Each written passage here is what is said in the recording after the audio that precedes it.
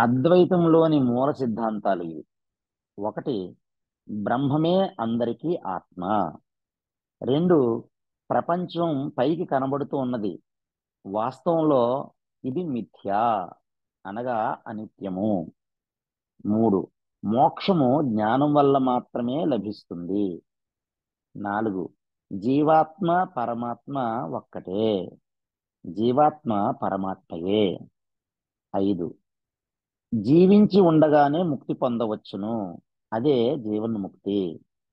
ఆరు, ప్రాతిభాసిక సత్యమని, వ్యావహారిక సత్యమని, పారమార్థిక సత్యమని, సత్యము మూడు విధములు. ఏడు, హరి హరుల మధ్య భేదం లేదు, శివునికి విష్ణువుకి మధ్యన భేదం లేదు, విష్ణువుకి శివునికి మధ్య భేదము లేదు. ఈ అంశాలు ఏ గ్రంథంలో కనబడినా అది అద్వైత తత్వ ప్రతిపాదక గ్రంథమని నిర్ణయించాలి. హరి ఓం తత్సత్.